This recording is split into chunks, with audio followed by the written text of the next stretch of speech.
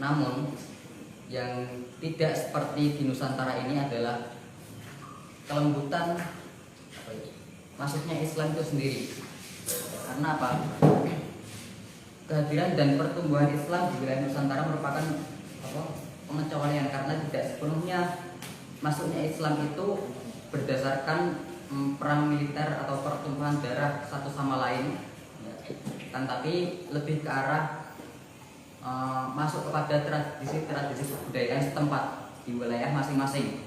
Nah, karena kita tahu bahwa negara kita itu kaya akan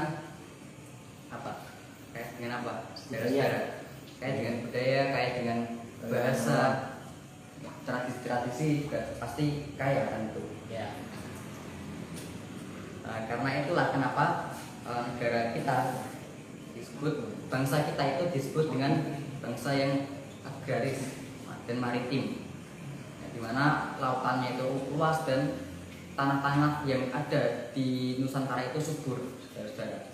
Tidak seperti masuknya Islam di negara-negara mungkin Eropa atau Timur Tengah yang pasti terdapat pertumpahan darah yang sangat besar di sana.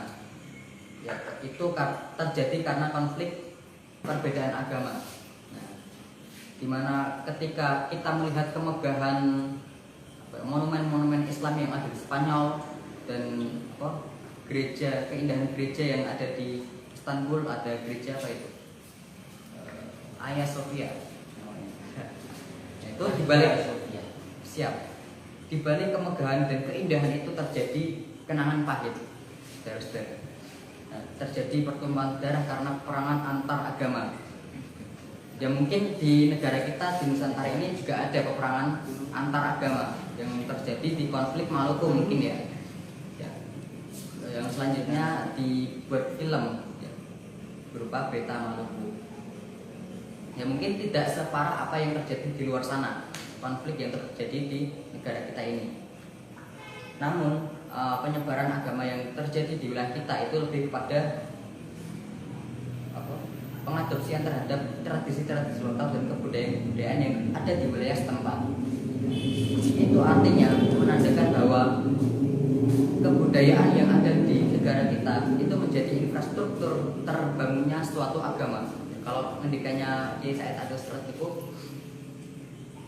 kebudayaan dan tradisi yang ada di negara itu, yang ada di negara kita itu sebagai infrastruktur berdirinya agama, dan dari situlah agama bisa berkembang melalui fenomena-fenomena sosial yang terjadi di wilayah masing-masing. Nah, masyarakat Nusantara ini kaya akan tradisi-tradisi lama yang telah diwariskan oleh nenek moyang kita. Nah, sampai saat ini kita bisa nikmati dan kita masih terus melestarikan budaya-budaya yang ada dan tradisi-tradisi yang sudah melekat pada tanah Nusantara ini. Dari nenek moyang kita lestarikan dan kita jaga terus tradisi-tradisi itu, karena dengan tradisi dan kebudayaan itulah Islam mampu berkembang dan tanpa harus merusak dan atau menghilangkan. Ya, karena itu tadi kebudayaan dan tradisi itu merupakan infrastruktur berdirinya suatu agama di negara atau di suatu wilayah.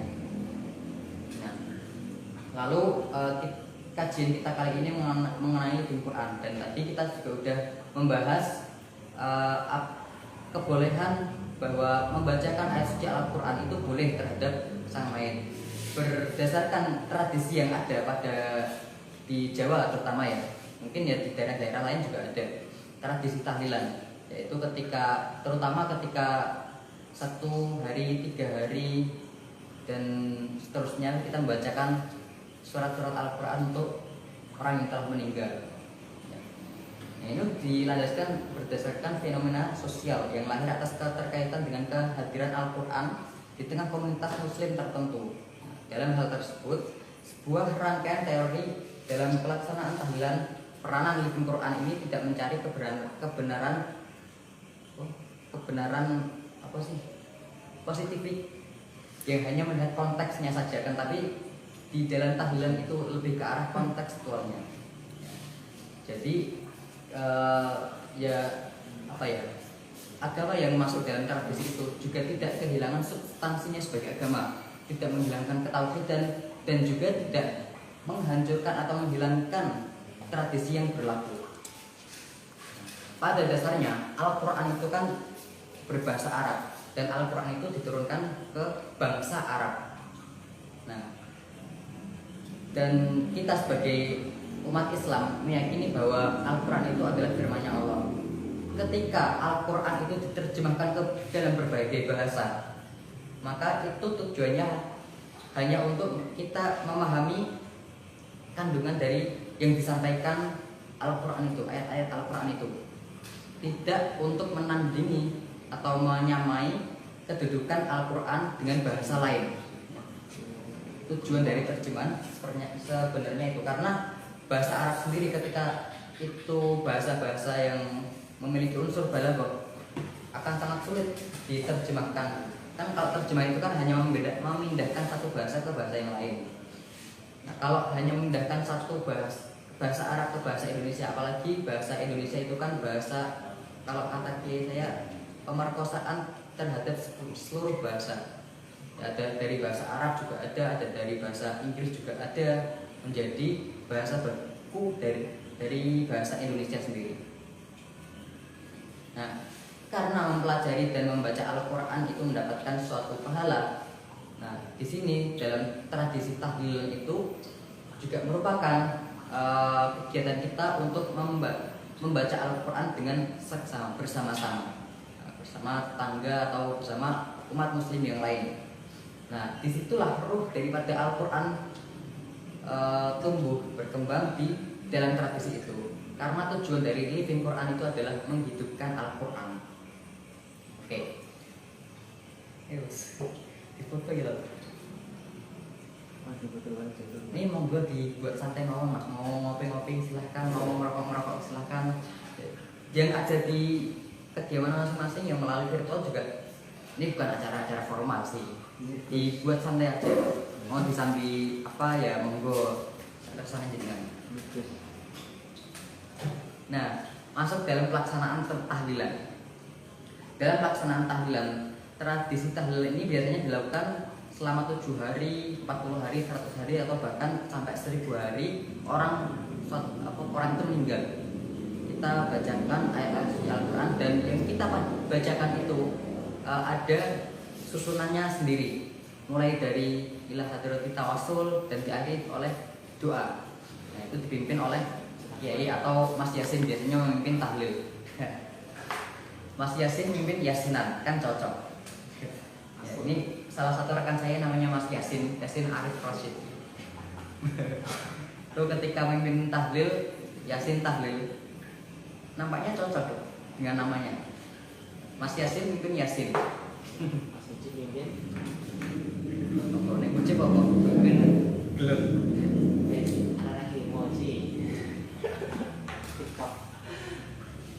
Nah, hal ini menunjukkan bahwa Al-Quran itu hidup dalam tradisi tahlilan. Bahwa beberapa masyarakat menyebutkan surat-surat pilihan dalam tahlilan, walaupun yang dibaca itu hanyalah surat-surat yang mudah ya, seperti apa kok. Tradisi ini juga disampaikan sebenarnya di penjelasan seterusnya. Tak bacakan kerap saya. Ziyadatun minal fakir qalam idza dafaltumul maqabira faqra'u bi Fatihatil Kitab wal Ikhlas wal Muawwidzatain. Nah, ini adalah surat pilihan. Surat Al-Fatihah, surat Al-Ikhlas, Muawwidzatain, Al-Falaq dan An-Nas. Nah, kenapa kok surat-suratnya tidak dipilih kayak gitu, mulai ada toh. Setelah itu kan menunjuk Al-Baqarah ayat sekian terus dilanjutkan ke selawat-selawat atau mungkin ada istighfar gitu. Nah, sebenarnya kalau saya boleh menganalogikan ya, bacaan-bacaan yang dipilih itu sebagaimana dokter meracik obat. Nah, ketika racikan itu pas, maka akan berdampak pada kita oleh apa yang dirasakan peracik doa ini.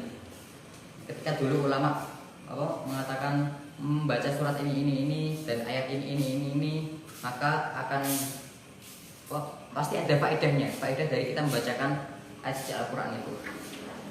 Nah, kan karena kan ada loh sebagian bacaan Al-Quran yang tujuannya untuk menyembuhkan orang sakit atau seterusnya. Nah itulah karena apa bacaan-bacaan ini menjadi pilihan-pilihan, ada pilihan-pilihannya untuk tradisi tahlilan. Gitu. Nah dalam tradisi ini memberikan gambaran bahwa melalui tahlilan ini menjadikan bentuk zikir yang tujuannya itu untuk mengingat Allah Subhanahu wa taala. Karena dengan kita membacakan surat pilihan itu artinya kita berzikir kepada Allah, kita mengingat Allah. Sebagaimana yang dijelaskan dalam firman Allah surat ayat 28 yang berbunyi alladzina amanu wa tatma'innu qulubuhum bi dzikrillah wa tatma'innu qulubuhum. Apa artinya? Menjadi tentram. Wa tatma'innu qulubuhum, menjadi tentram hati kalian dengan perkumpulan ya. Perkumpulan kalau dalam tahlilan kan perkumpulan untuk membacakan satu surat, bacakan Al-Quran, ayat-ayat dalam Al-Quran. Tujuannya itu untuk menenteramkan hati kita. Dan ketika perkumpulan tahlilan, tradisi tahlilan itu ya, perkumpulan itu merupakan tradisi yang ada, tradisi murni kita. Perkumpulan untuk perekat sosial setidaknya, atau untuk saling menegur sapa satu sama lain antar tetangga atau antar saudara. Itu menjadi perekat sosial dan itu tradisi kita. Nah, di sini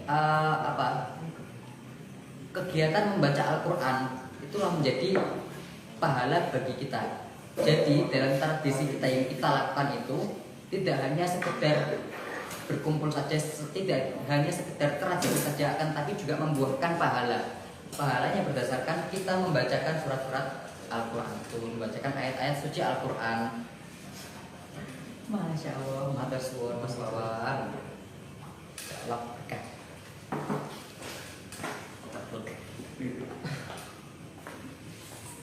Nah inilah sinergitas antara tradisi dengan Al-Quran, dimana Al-Quran itu mampu hidup dan tumbuh dihidupkan kembali melalui tradisi-tradisi yang ada. Salah satunya tahlilan.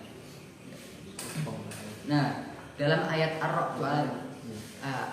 surat Ar-Ra'd ayat 28 itu, dalam ayat ini Allah menjelaskan orang-orang yang mendapatkan tuntunannya, yaitu orang-orang yang beriman dan hatinya menjadi tentram karena selalu mengingat Allah Subhanahu wa taala. Jelas karena di situ diungkapkan wa tatma'innu qulubuhum, akan menjadi tentram hatinya jika ia berzikrillah, selalu mengingat Allah. Ala bizikrillah tatma'innul qulub. Sama dengan kalimat sebelumnya, juga menggunakan kalimat-kalimat demikian. Dan itu artinya bahwa di sini ada penegasan ala bizikrillah, hanya dengan mengingat Allah lah. Nah, kan cuman dibalik sebenarnya. Yang pertama wa tatma'innul qulubuhum bizikrillah, seterusnya ala bizikrillah. Zikirnya dulu yang diutamakan, bahwa dengan zikir mengingat Allah itu pasti hati Anda akan tenang. Dan yang dilakukan dalam tahlilan itu sepenuhnya adalah perbuatan yang baik. Nah selanjutnya Allah menjelaskan dalam Quran surat Ar-Ra'd ayat 29, lanjutan ayat dari Ar-Ra'd ayat 28 tadi. Alladzina amanu wa amilus solihati tuba lahum wa husnu ma'ab. Nah di sini tertuliskan tuba lahum. Mereka mendapatkan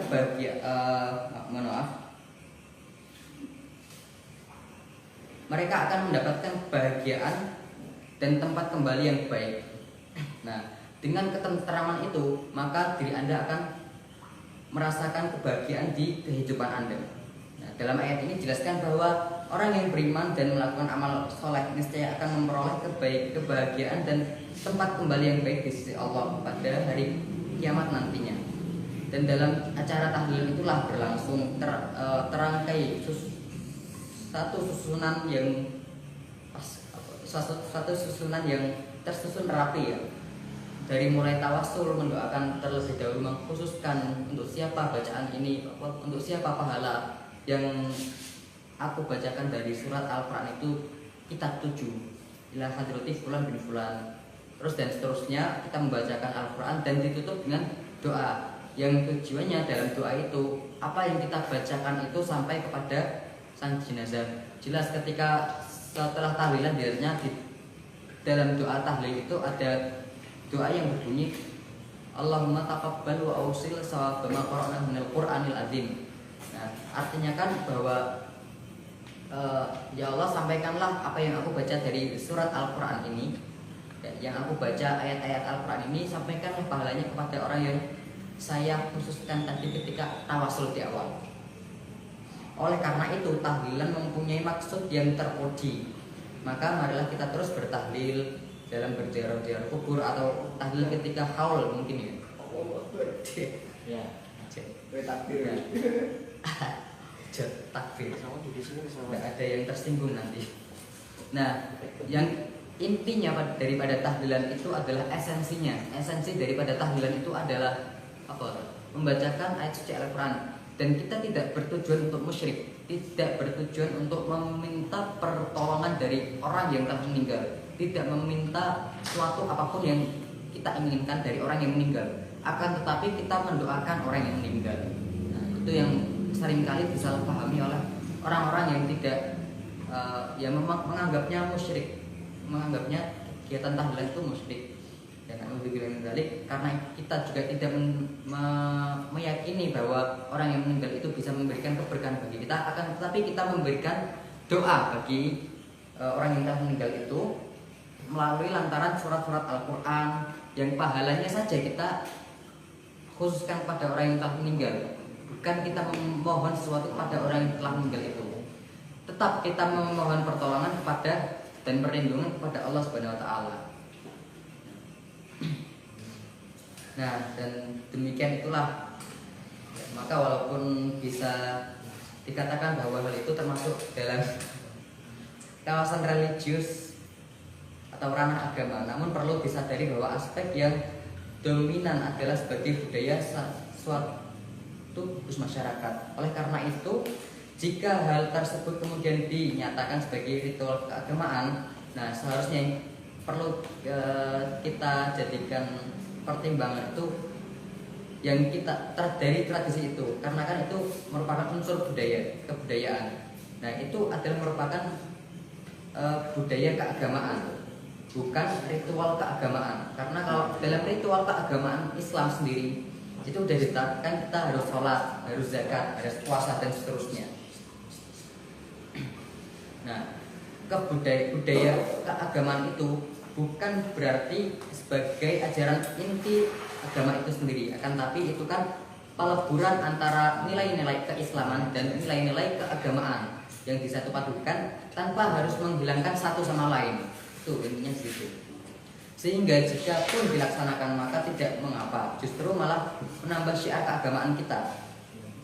Sebaliknya, jika kemudian oleh sebagian orang muslim hal tersebut tidak dilaksanakan, juga tidak apa-apa, karena itu bukan merupakan ritual keagamaan, akan tapi itu hanyalah budaya keagamaan aja. Beda loh saudara-saudara. Harus dihapus.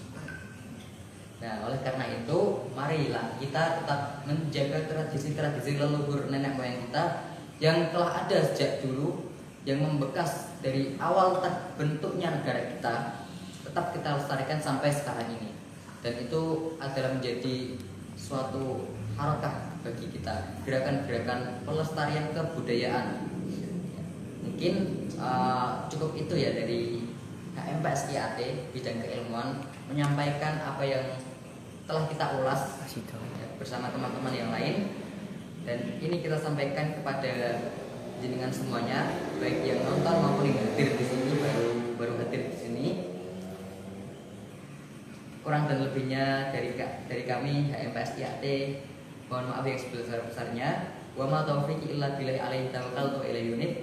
Wassalamualaikum warahmatullahi wabarakatuh. Waalaikumsalam warahmatullahi wabarakatuh.